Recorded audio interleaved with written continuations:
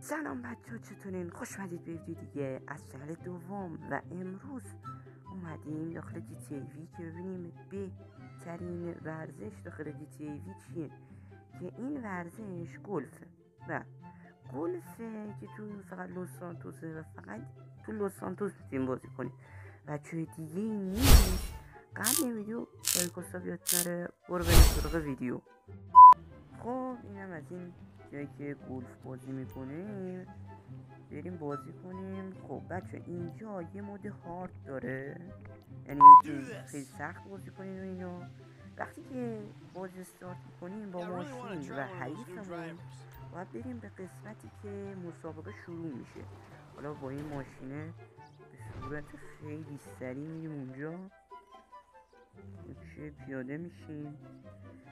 خب یه چوب گلف هم به ما دادن. اوکی، اولین ضربه بچه این پایین این ضربه‌ای که داری میبینی قدرت ما میخوایم به توپ ضربه بزنیم اینجا پایین، و اینم اندازشه، هم قدرتش هم اندازه‌ای که ما میخوایم بندازیم. اولین ضربه رو میزنیم میاد اینجا مثلا وای میسه. حالا اون یکی باید بیاد ضربه رو بزنه و بچه همیشه داخل گلف میبازه، داخل این GTA خیلی سخته.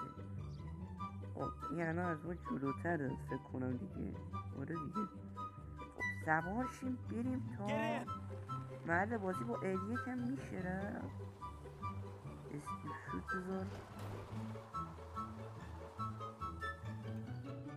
آها L1 بتونیم بزنیم میریم سمت تو.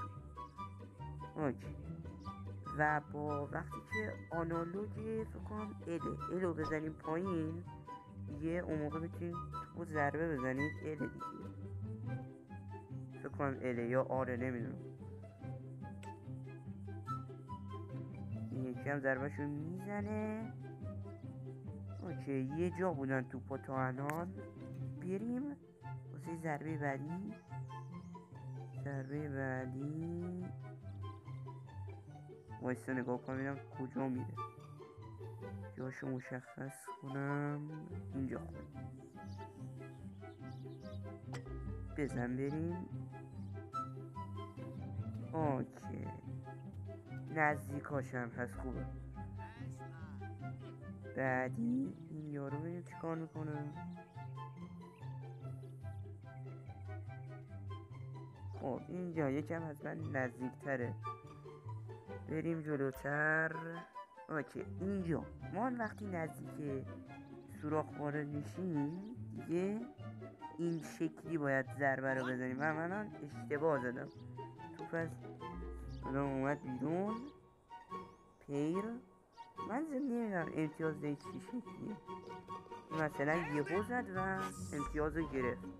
خب دیگه واقعا بازی مسخره ایه ولی کم